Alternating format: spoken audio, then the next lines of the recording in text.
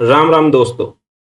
स्वागत है आप सबका गेम ऑफ एग्जाम्स हरियाणा में, जहां पर हम एग्जाम्स को गेम की तरह ही स्ट्रेटजी के साथ क्रैक करेंगे, जहां तैयारी होगी स्मार्ट और सिलेक्शन होगा पक्का। आज है part 20 MS word one shot theory. इस पूरे एक वीडियो में हम कवर करेंगे MS word from basics to mail merge. Notebook ready करो, पेन उठाओ और चलो शुरू करते हैं। MS वर्ड क्या है? MS वर्ड एक वर्ड प्रोसेसिंग सॉफ्टवेयर और ये माइक्रोसॉफ्ट ऑफिस सूट का पार्ट है। इसका काम होता है डॉक्यूमेंट्स बनाना, टेक्स्ट टाइप करना, फॉर्मेट करना और professional letters, reports, assignments and books and manuals या फिर सर्टिफिकेट्स एंड फॉर्म्स क्रिएट करना, यानी कि किसी भी तरह का डॉक्यूमेंट बनाना। MS वर्ड पहली बार 1983 में लॉन्च हुआ था। 1983 में MS वर्ड का फर्स्ट वर्जन जो था वो जेनिक्स और MS डोस के लिए आया था। MS डोस के लिए, जेनिक्स और MS डोस के लिए। जो विंडोज वर्जन है वो 1989 में आया। 1989 में विंडोज वर्जन आया।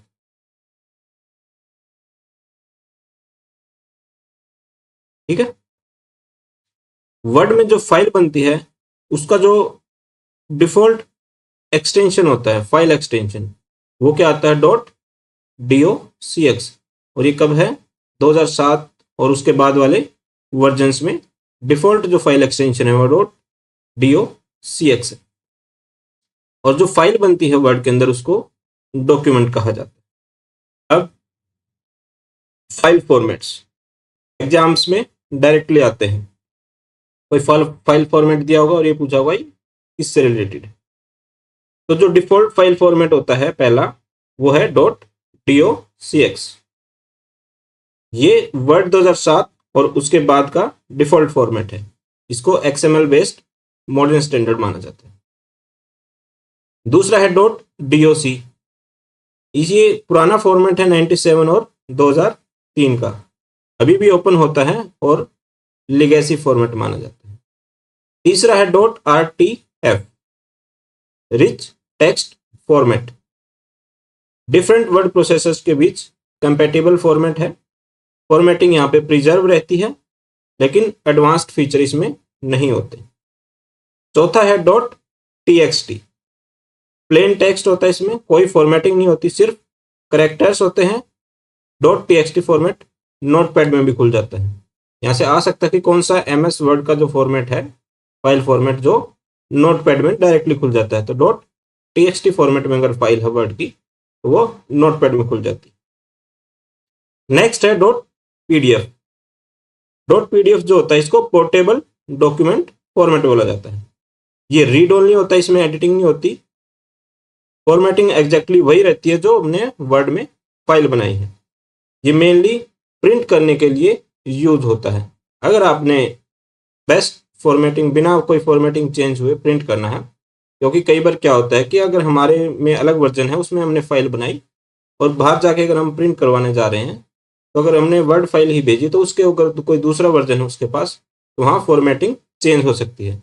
लेकिन अगर आप फॉर्मेटिंग को सेम रखना चाहते हैं तो उस फाइल को .pdf में सेव करो और कहीं से भी फिर प्रिंट करो, आपका फॉर्मेटिंग चेंज नहीं होगा। समझ में आएगा? .docx मेन फॉर्मेट है, डिफॉल्ट फॉर्मेट है। .doc पुराना, .rtf रिच टेक्स्ट फॉर्मेट है, .txt प्लेन टेक्स्ट वाला है, इसमें फॉर्मेटिंग नहीं होती, ये नोटपैड में खुल जाता है। .pdf पोर्टेबल डॉक्यूमेंट फॉर्मेट है, इसको प्रिंट करने के लिए बेस्ट माना जाता है, इसमें फॉर्मेटिंग चेंज नहीं होती, सेम रहती है। अब इंटरफेस के पार्ट्स, जो भी स्क्रीन पे दिखता है उसके नाम याद रखो। पहला है रिबन, जो यहाँ पे जहाँ पे लिखा है जैसे ये फाइल होम, जो ये वाला जो पार्ट है इसको रिबन बोला जाता है। क्या बोला जाता है? रिबन। फिर है ये जो ऊपर में जहाँ पे सेव और ये जो अंडू का निशान जो लिखा होता है इसको क्विक एक्सेस टूल बार बोलते हैं। यहाँ पे क्लिक करो वही काम हो जाता है, जैसे सेव पे क्लिक करेंगे सेव हो जाएगा। इसको कस्टमाइज भी कर सकते हैं, जो भी आपको डॉक्यूमेंट जो टूल यहाँ पे चाहिए वो क्विक एक्सेस टूल बार में ला सकते हैं, इसको एडिट कर सकते हैं। नॉर्मली जो बाय डिफॉल्ट यहाँ पे होते हैं सेव होता है, अंडू का होता है और रीडू का शॉर्टकट्स दिखता है।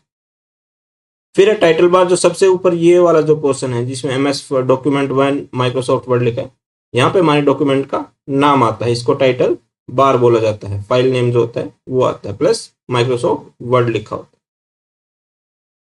फिर है रूलर, जो यहाँ पे जो जिस पे जो निशान बने होते हैं 0 1 2 3 ऐसे, इसको रूलर बोला जाता है। यहाँ से मार्जिन हम सेट कर सकते हैं पेज के भी, और टैब्स की इंडेंटेशन कर सकते हैं। फिर है जो ये मेन जो होता है इसको डॉक्यूमेंट एरिया बोलते हैं। बीच में बड़ा जो वाइट एरिया है यहाँ पे एक्चुअल डॉक्यूमेंट टाइपिंग होती है, तो कोई जो भी टाइपिंग करनी है वो मेन एरिया में होती है, इसको डॉक्यूमेंट एरिया बोला जाता है। फिर है स्क्रॉल बार, यहाँ से हम ऊपर नीचे से स्क्रॉल कर सकते हैं। फिर स्टेटस बार जो होता है नीचे, यहाँ पे स्टेटस बार बोला जाता है। यहाँ पे पेज नंबर लिखे होते हैं, नंबर ऑफ कैरेक्टर्स लिखे होते हैं वगैरह वगैरह, टोटल पेजेस भी लिखा होता है, करंट पेज कौन सा है वो भी लिखा होता है, इसको स्टेटस बार बोला जाता है। Views in the MS word, MS word में 5 व्यूज होते हैं जो व्यू टैब में मिलते हैं। MS वर्ड में ऊपर जहाँ पे रिबन था वहाँ पे अलग अलग जो व्यूज हैं, वहाँ पे जो व्यू टैब मिलता है हमें, वहाँ पे हम व्यूज देख सकते हैं। कौन कौन से होते हैं? एक होता है print layout, exactly as it prints, headers footers सब कुछ विजिबल होता है, ये डिफॉल्ट व्यू होता है। एग्जैक्टली वही दिखता है जैसा प्रिंट होगा, मार्जिन्स हेडर्स फूटर्स सब विजिबल होता है। ज़्यादातर काम इसी व्यू में होता है। नेक्स्ट आता है रीड मोड। रीड मोड जो होता है इसको रीड ओनली बोला जाता है, इसमें एडिटिंग नहीं होती। नेक्स्ट है वेब लेआउट, ये वेब पेज स्टाइल में होता है, इसमें वेब पेजेस बनाते वक्त यूज होता है। फिर आता है ड्राफ्ट व्यू, सिंप्लीफाइड व्यू है, बिल्कुल मेन जो होता है, इसमें फास्ट टाइपिंग हो सकती है, कोई हेडर्स फुटर्स इमेजेस नहीं दिखते, ओनली जो टाइपिंग वाला होता है, तो जो ड्राफ्टिंग के लिए यूज किया जाता है। फिर आता है आउटलाइन व्यू।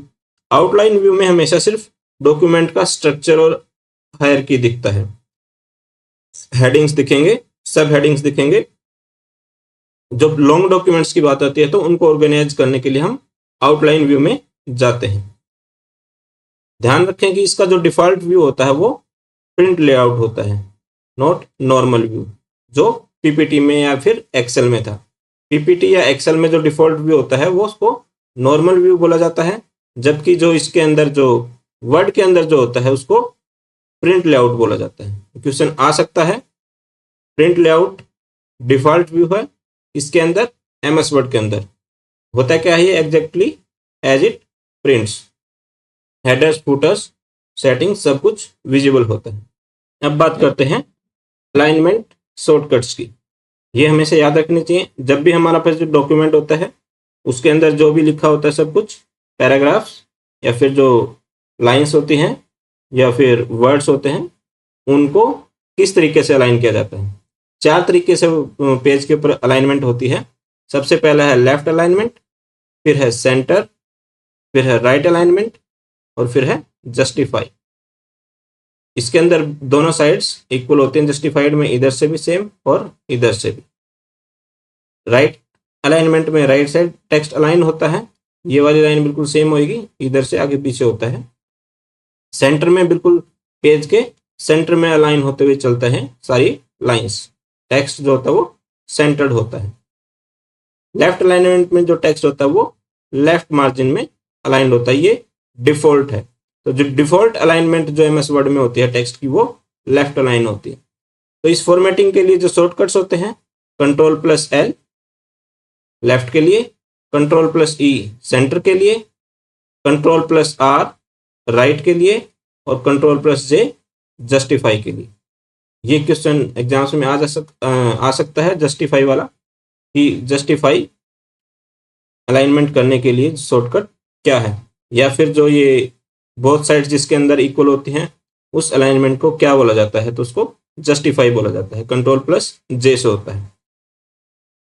फिर है कुछ टेक्स्ट को बोल्ड कर करना है तो कंट्रोल प्लस बी शॉर्टकट होता है, कंट्रोल प्लस आई इटैलिक अगर करना है, अगर वर्ड को अंडरलाइन करना है तो कंट्रोल प्लस यू जो होता है shortcut, shift plus F3 change case, upper से अगर लोअर जाना है लोअर से अपर आना है, तो शिफ्ट प्लस F3 अगर हम प्रेस करते हैं तो अपर केस या लोअर केस में जा सकते हैं। हमें कुछ बहुत ही इंपॉर्टेंट फीचर्स जिनके शॉर्टकट्स एग्जाम्स में सबसे ज्यादा आते हैं। पहला है कंट्रोल F फाइंड करने के लिए कंट्रोल प्लस F। अगर डॉक्यूमेंट में कोई भी वर्ड या फ्रेज ढूंढना है तो कंट्रोल प्लस F प्रेस करेंगे, नेविगेशन पेन ओपन हो जाता है, वहां पे जो भी हमें टाइप करेंगे, जो भी सर्च करना है उसको टाइप करेंगे और डायरेक्टली उस वर्ड पे हमें पहुंचा देगा। फिर आता है कंट्रोल प्लस H जिसको फाइंड एंड रिप्लेस बोला जाता है। कंट्रोल F से तो वर्ड को सिर्फ फाइंड करेंगे और कंट्रोल H से दबाएंगे तो एक वर्ड को ढूंढो और दूसरे वर्ड से रिप्लेस कर सकते हैं। पूरे डॉक्यूमेंट में अगर हम कलर वर्ड ढूंढते हैं कहीं पे ये, और इसकी स्पेलिंग चेंज करने में COLOR, तो क्या होगा, कंट्रोल H प्रेस करेंगे, कलर प्रेस करेंगे और उसको रिप्लेस कर देंगे किससे, COLOR से। और जब जैसे ही एंटर करेंगे तो अगर मान लो डॉक्यूमेंट में 50 पेजेस हैं और 50 पेजेस में हर पेज के ऊपर कलर कहीं ना कहीं पे है, तो सारे के सारे एक साथ चेंज हो जाएंगे, एक एक वर्ड पे जाके चेंज करने की जरूरत नहीं है। फिर होता है स्पेल चेक F7। अगर F7 प्रेस करते हैं तो ये डॉक्यूमेंट की स्पेलिंग और ग्रामर चेक कर सकते हैं। अगर हमें कहीं पे स्पेलिंग मिस्टेक लगती है तो वहां पे क्या हो जाएगा, रेड लाइन आ जाएगी वर्ड के नीचे ऐसे स्विगी उस फॉर्म में, जैसे कि ऐसे ऐसे ऐसे ऐसे ऐसे रेड लाइन आ जाएगी। और अगर कहीं पे ग्रामर इशू है तो वहां पे ब्लू फॉर्म में आ जाएगी, ब्लू लाइन आ जाएगी ऐसे ही सेम तरीके से। तो समझ गए, रेड लाइन आएगी स्पेलिंग मिस्टेक के लिए, ग्रामेटिकल मिस्टेक के लिए ब्लू लाइन आएगी, और जो स्पेलिंग चेक करने के लिए, स्पेलिंग या ग्रामर चेक करने के लिए जो शॉर्टकट है वो है F7। अब बात करते हैं पेज सेटअप की। पेज को कई तरीके से सेटअप कर सकते हैं। ये जो पेज सेटअप होता है वो कहाँ मिलता है, रिबन के ऊपर एक लेआउट टैब बना होता है, उस लेआउट टैब में जाएंगे तो हम पेज को सेट कर सकते हैं।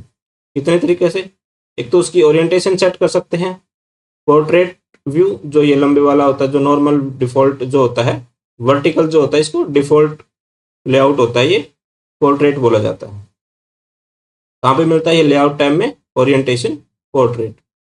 अगर इसको लैंडस्केप में चेंज करना, लैंडस्केप में मतलब हॉरिजॉन्टल में, पेज हॉरिजॉन्टली हमें इस तरीके से आ जाएगा, तो इसको लेआउट में जाएंगे, वापस से ओरिएंटेशन करेंगे, ओरिएंटेशन को लैंडस्केप में कर देंगे। जो पोर्ट्रेट है वो लेटर्स, रिपोर्ट्स और ज़्यादातर डॉक्यूमेंट्स के लिए पोर्ट्रेट मोड ही यूज किया जाता है, जबकि लैंडस्केप है वो सर्टिफिकेट्स वगैरह या फिर स्लाइड्स वगैरह के लिए यूज होता है। फिर इसके अंदर लेआउट जो होता है पेज सेटअप में, हम पेपर का साइज चेंज कर सकते हैं। जैसे जो बाय डिफॉल्ट होता है वो A4 होता है, जिसका साइज क्या होता है 210 बाई 297 mm, या फिर इसको बोल सकते हैं 21 सेंटीमीटर बाई 29.7 सेंटीमीटर। इसको याद रखें, ये इंटरनेशनल स्टैंडर्ड है।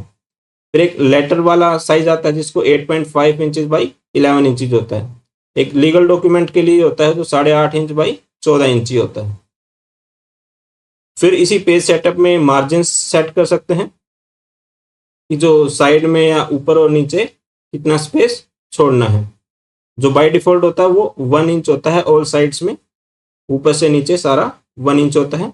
इसको हम नैरो कर सकते हैं, वाइड कर सकते हैं, या फिर कस्टम कर सकते हैं अपने हिसाब से। लेफ्ट में कितना कम चाहिए, राइट में ज़्यादा चाहिए, ऊपर ज़्यादा चाहिए, नीचे कम चाहिए, तो हम इसको मार्जिन्स में जाके चेंज कर सकते हैं। और कहाँ पे होता है मार्जिन्स, लेआउट टैब में, पेज सेटअप में। पेज ब्रेक अगर लगाना है तो control plus enter, new page आ जाएगा। सेक्शन ब्रेक करना है तो क्या होगा, लेआउट टैब में जाके ब्रेक्स हो जाएगा। अब बात करते हैं टेबल्स की। Tables in the MS word. Tables कहाँ से आएगा? अगर टेबल करनी है तो इंसर्ट, जो रिबन में इंसर्ट जो बना होता है वहां पे इंसर्ट के थ्रू टेबल इंसर्ट कर सकते हैं। जैसे इंसर्ट पे जाएंगे, टेबल आएगा, फिर टेबल इंसर्ट करेंगे, ग्रिड सेलेक्ट करेंगे, उसका डिजाइन लेआउट सेलेक्ट करेंगे, या फिर मैन्युअली ड्रॉ का ऑप्शन आता है वो ड्रॉ कर देंगे। ये तो था टेबल को इंसर्ट करना। फिर टेबल में कुछ टूल्स हैं। जब टेबल सेलेक्ट करते हैं तो दो एक्स्ट्रा टैब्स अपीयर होते हैं, टेबल डिजाइन और लेआउट। जैसे ही टेबल सेलेक्ट करेंगे तो जैसे जो रिबन होता है उसमें एक टेबल डिजाइन और एक टेबल लेआउट का ऑप्शन आ जाता है। दो टैब्स आ जाती हैं। इनके अंदर जो होता है लेआउट टैब, लेआउट टैब में रोज और कॉलम्स होते हैं कि कितने रो चाहिए कितने कॉलम चाहिए, वहां पे चेंज कर सकते हैं। कॉलम इंसर्ट कर सकते हैं एक्स्ट्रा, या फिर रो इंसर्ट कर सकते हैं अबो बिलो या फिर लेफ्ट राइट। सेल्स को मर्ज कर सकते हैं, यानी कि दो सेल्स हैं, एक ये, इन दोनों को आपस में मर्ज करना है। वो भी कहाँ होता है? लेआउट टैब में जो आएगी ना टेबल लेआउट, वहां पे होता है। मल्टीपल सेल्स को एक में मर्ज कर सकते हैं। फिर स्प्लिट सेल्स, यानी कि सेल है ये, इसको दो पार्ट्स में करना है। तो एक सेल को दो से या दो से ज्यादा में स्प्लिट कर सकते हैं। लेआउट में जाके स्प्लिट सेल्स का ऑप्शन आता है। फिर आता है ऑटो फिट। उसी के अंदर ऑटो फिट कंटेंट के हिसाब से कॉलम की विड्थ या फिर जो हाइट है वो ऑटो फिट हो जाती है, ऑटोमेटिकली एडजस्ट हो जाती है। ये भी कहाँ जाता है?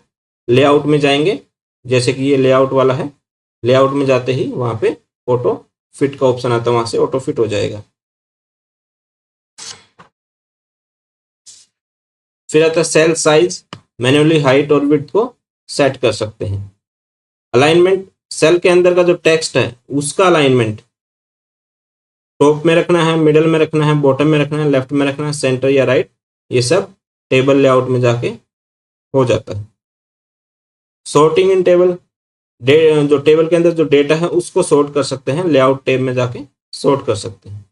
अगर टेबल को डिलीट करना है तो उसको सेलेक्ट करेंगे इंटायर टेबल को और डिलीट प्रेस करेंगे कीबोर्ड पे तो डिलीट हो जाएगी। या फिर सिलेक्ट करेंगे टेबल को, बैक स्पेस करेंगे तो वो सारा कंटेंट डिलीट हो जाता है। अब आते हैं सबसे इंपॉर्टेंट टॉपिक, मेल मर्ज पे। एग्जाम्स में, बहुत सारे एग्जाम्स में इस पे क्वेश्चंस आए हुए हैं। मेल मर्ज है क्या?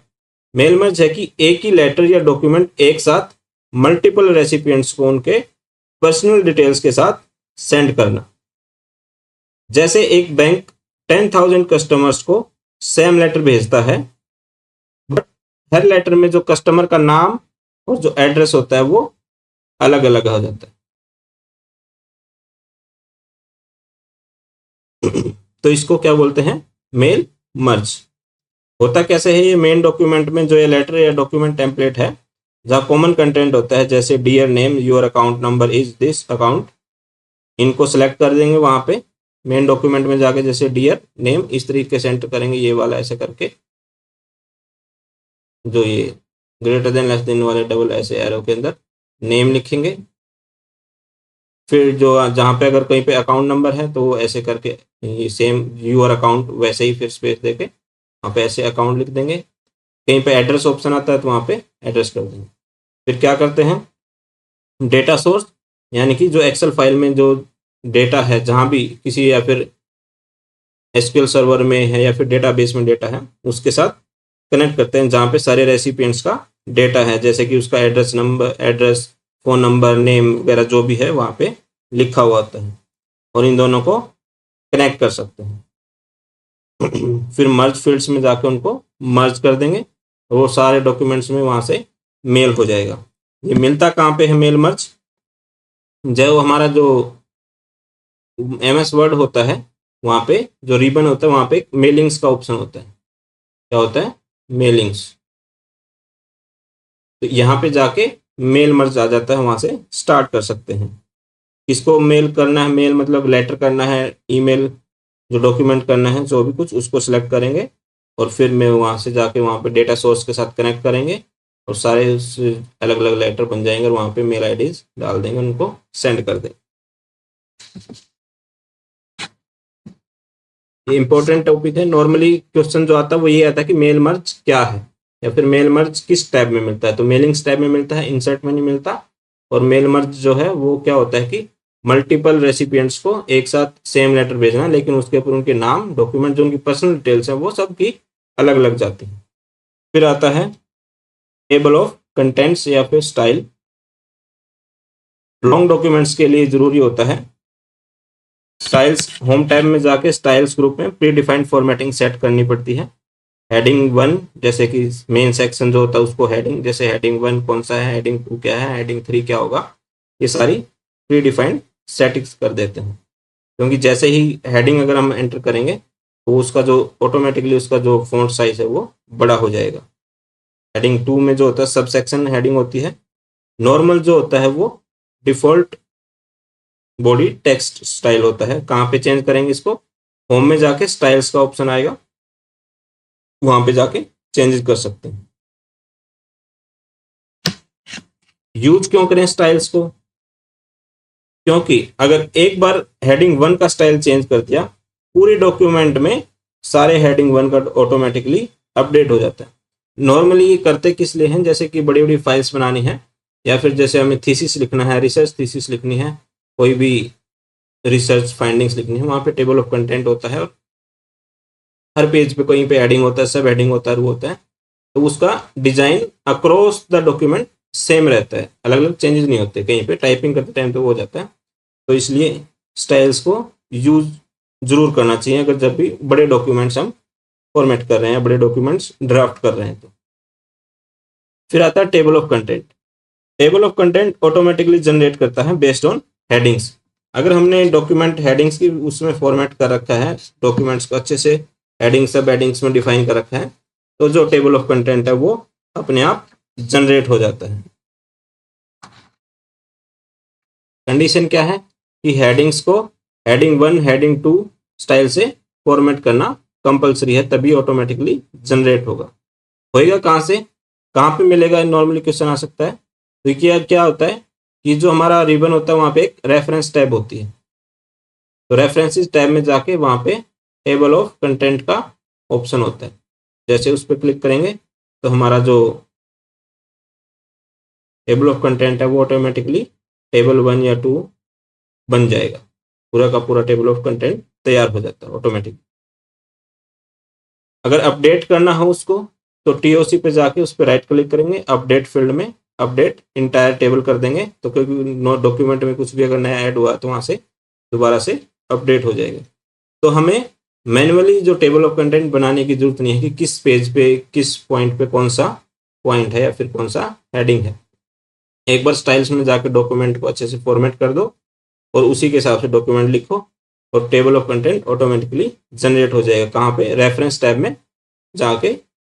ये इंसर्ट या व्यू टैब में नहीं मिलेगा, यहाँ से कंफ्यूज नहीं होना है। कहाँ पे मिलेगा, रेफरेंस टैब में टेबल ऑफ कंटेंट मिलता है।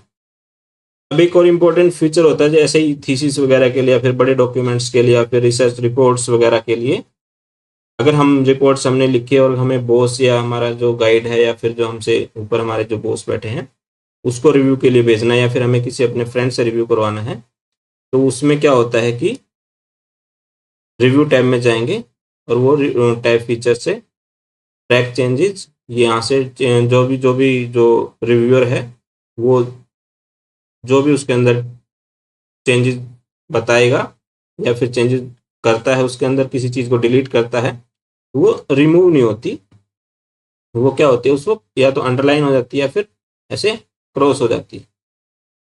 इसका शॉर्टकट क्या है ट्रैक चेंजेस वाले का, कंट्रोल प्लस शिफ्ट प्लस ई दबाते हैं। उसके अंदर कमेंट्स जो होते हैं, जैसे कमेंट ऐसा मिलेगा साइड में, मल्टीपल रिव्यूअर्स इसको कमेंट कर सकते हैं न्यू कमेंट ऐड करके रिव्यू टैब में। और जैसे कि मान लो कि जो एमएलई मतलब जो भी राइटर है डॉक्यूमेंट का, उसको प्लीज क्लैरिफाई दिस पॉइंट ऐसे करके, तो इनको ट्रैक चेंजेस कर सकते हैं। एडिशंस अंडरलाइन ब्लू में, अगर कोई भी नया एडिशन हुआ है तो वो ब्लू से अंडरलाइन हो जाएगा।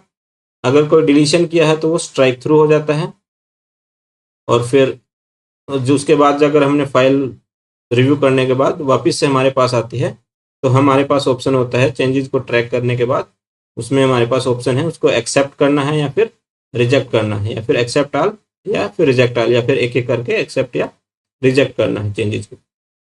रिव्यूअर ने तो बता दिया, तो रिव्यूअर उस पर सिर्फ ये करता है, डिलीट करना होता है तो डिलीट करें, हमें पता नहीं चलेगा क्या डिलीट हुआ। तो ये जो रिव्यू वाला फीचर है ये बहुत ही अच्छा है, वहाँ से वो डिलीट नहीं होएगा बल्कि वहाँ से स्ट्राइक थ्रू दिखा हुआ मिलेगा। तो हमें यहाँ से पता लग जाएगा कि जो रिव्यूअर है वो कहना चाहता है कि इसको डिलीट कर दो, तो अगर हम जैसे एक्सेप्ट करेंगे तो वहाँ से वो डिलीट हो जाएगा। अगर उसने कुछ नया एडिशन किया तो वो ब्लू में हमें दिखेगा। तो ये था हमारे पास रिव्यू टैब, बहुत ही ज़रूरी है बड़े रिपोर्ट्स और रिसर्च डॉक्यूमेंट्स के लिए।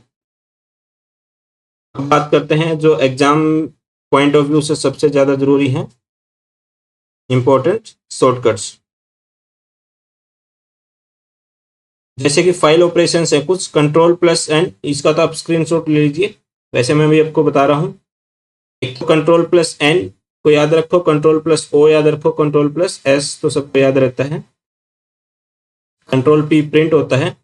एक कंट्रोल प्लस डब्ल्यू को याद रखो, कंट्रोल जेड एंडू के लिए होता है सबको पता है, कंट्रोल वाई रीडू के लिए होता है। लेकिन कंट्रोल एन जो होता है अगर न्यू डॉक्यूमेंट ओपन करना है, न्यू डॉक्यूमेंट खोलना है तो वो कंट्रोल एन से आएगा। किससे आएगा? कंट्रोल एन से। एन से आएगा क्या है? न्यू डॉक्यूमेंट, याद रख सकते हो, एन से न्यू डॉक्यूमेंट। ओ से ओपन होता है तो अगर डॉक्यूमेंट ओपन करना ऑलरेडी बना हुआ डॉक्यूमेंट तो कंट्रोल प्लस ओ। डब्ल्यू किसके लिए होता है? क्लोज के लिए, अगर डॉक्यूमेंट क्लोज करना है तो वो डब्ल्यू से आएगा, याद रखें। अगर नेविगेशन करना है डॉक्यूमेंट में किस तरीके से मूव कर सकते हैं, अगर कंट्रोल प्लस होम दबाते हैं तो डॉक्यूमेंट के स्टार्ट पे ले जाते हैं, मान लो ये डॉक्यूमेंट तो यहाँ पे पहुंचना है तो कंट्रोल प्लस होम प्रेस करेंगे। अगर कंट्रोल प्लस एंड प्रेस करते हैं तो डॉक्यूमेंट के एंड पे जा सकते हैं। कंट्रोल प्लस राइट एरो करेंगे तो वो नेक्स्ट वर्ड पे जाएंगे, लेफ्ट एरो करेंगे तो प्रीवियस वर्ड पे जाएंगे। अगर कंट्रोल प्लस डाउन प्रेस करते हैं तो वो नेक्स्ट पैराग्राफ में जाएंगे। अगर पेज अप या पेज डाउन करते हैं तो वो स्क्रॉलिंग होती है डॉक्यूमेंट के थ्रू। कंट्रोल प्लस जी होता है वो गो टू के लिए होता है, यानी कि कंट्रोल प्लस जी आया गो टू आएगा तो उसमें जो भी वर्ड भर देंगे पेज नंबर है उसमें तो डायरेक्टली वहाँ पे जा सकते हैं। फिर सिलेक्शन के लिए टेक्स्ट अगर सिलेक्ट करना है तो कंट्रोल प्लस ए सिलेक्ट ऑल होता है, शिफ्ट प्लस क्लिक करेंगे तो सिलेक्शन को एक्सटेंड कर सकते हैं, चाहे कि पॉइंट पे लेके शिफ्ट प्लस क्लिक करते हुए या फिर ड्रैग करते हुए, तो जितना चाहिए हमें उसको सिलेक्ट कर सकते हैं। Control plus shift plus and press करते हैं तो जहां पे हमारा कर्सर है करंटली और वहां से डॉक्यूमेंट के एंड तक का सिलेक्ट हो जाता है। एडिटिंग के लिए हमें पता है कंट्रोल प्लस एक्स कट के लिए यूज किया जाता है, कंट्रोल प्लस सी कॉपी होता है, कंट्रोल प्लस वी पेस्ट के लिए होता है, control plus H find and replace होता है, कंट्रोल प्लस एफ फाइंड होता है। डिलीट, कोई करेक्टर डिलीट करना है नेक्स्ट के लिए वो सिर्फ डिलीट प्रेस कर सकते हैं। बैक स्पेस से प्रीवियस करेक्टर डिलीट हो जाता है, और डिलीट से जहां पे हमारा कर्सर है उससे आगे वाला डिलीट होता है। फॉर्मेटिंग के लिए टेक्स्ट की हमें पता है कंट्रोल प्लस बी प्रेस करेंगे तो बोल्ड होएगा, आई से इटैलिक होता है, यू से अंडरलाइन होता है, कंट्रोल प्लस डी से फॉन्ट डायलॉग बॉक्स खुलता है, शिफ्ट प्लस F3 से अपर केस या फिर लोअर केस होता है। पैराग्राफ में हमें बताया था left align right align, left align के लिए कंट्रोल एल, सेंटर के लिए control E, control plus R तो राइट अलाइन के लिए, और जस्टिफाई के लिए कंट्रोल जे। अगर कंट्रोल प्लस वन दबाते हैं तो पैराग्राफ में सिंगल स्पेस आता है, एक पैराग्राफ से दूसरे पैराग्राफ के बीच में सिंगल स्पेस आएगा, सिंगल लाइन का स्पेस मतलब। कंट्रोल प्लस टू दबाते हैं तो टू लाइन का स्पेस आएगा। अगर कंट्रोल प्लस फाइव दबाते हैं तो 1.5 लाइन की स्पेसिंग आती है। अगर इंडेंटेशन बढ़ाना है तो कंट्रोल प्लस एम प्रेस करेंगे, control plus shift plus M दबाएंगे तो उस इंडेंटेशन को डिक्रीज कर सकते हैं। इंडेंटेशन क्या होता है, यानी कि कोई भी यहाँ से पैराग्राफ स्टार्ट होता है उसको 3-4 वर्ड छोड़ के स्टार्ट करना है तो कंट्रोल प्लस एम दबाएंगे, अगर उसको डिक्रीज करना है तो कंट्रोल शिफ्ट एम से कर सकते हैं।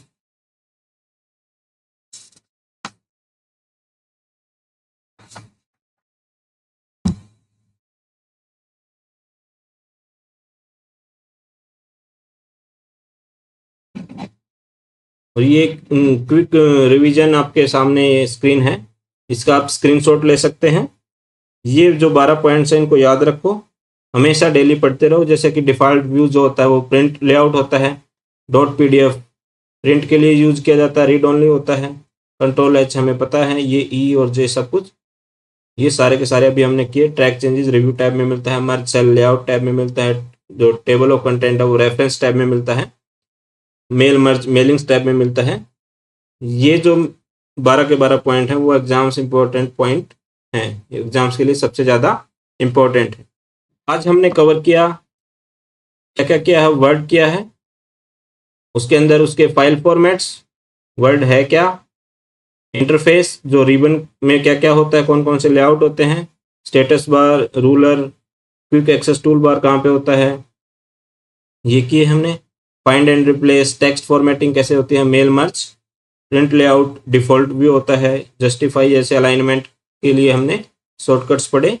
ये सब कुछ आज हमने पूरा वर्ड जो है, जो एग्जाम पॉइंट ऑफ व्यू से इम्पोर्टेंट है वो कवर कर चुके हैं। वैसे तो वर्ड माइक्रोसॉफ्ट बहुत बड़ा है, लेकिन जो एग्जाम्स में क्वेश्चंस आते हैं जहाँ से सबसे ज़्यादा इंपॉर्टेंट जो शॉर्टकट्स हैं और कौन सा टैब कहाँ पे मिलता है, फिर कौन सा एडिटिंग या फिर अलाइनमेंट कैसे होता है, इस तरह के क्वेश्चन ही एग्जाम्स में पूछे जाते हैं, या फिर प्रिंट लेआउट या फिर कौन कौन से लेआउट होते हैं वहाँ से क्वेश्चन आ सकता है। तो नेक्स्ट वीडियो में पार्ट 20B में हम MS वर्ड के जो MCQs हैं वो प्रैक्टिस करेंगे, जिसके अंदर 35+ क्वेश्चंस एग्जाम्स ओरिएंटेशन वाले एग्जाम्स में होने वाले हैं, पूरे एग्जाम पैटर्न के साथ। क्योंकि जो वर्ड है वो हाईएस्ट वेटेज का है इनमें, MS Excel, MS वर्ड और MS पावर पॉइंट की बात करें तो MS वर्ड से सबसे ज़्यादा क्वेश्चन आते हैं। MCQs भी बहुत ही अच्छे लेवल के होने वाले हैं नेक्स्ट वीडियो में। तो अगर आपको वीडियो अच्छी लगी हो तो लाइक करो, सब्सक्राइब करो, बेल आइकन दबाओ, कमेंट में बताओ मेल मर्ज क्या है, एक लाइन में बेस्ट आंसर को पिन किया जाएगा। मिलेंगे पार्ट 20B में, तब तक पढ़ते रहो, मेहनत करो। जय हिंद।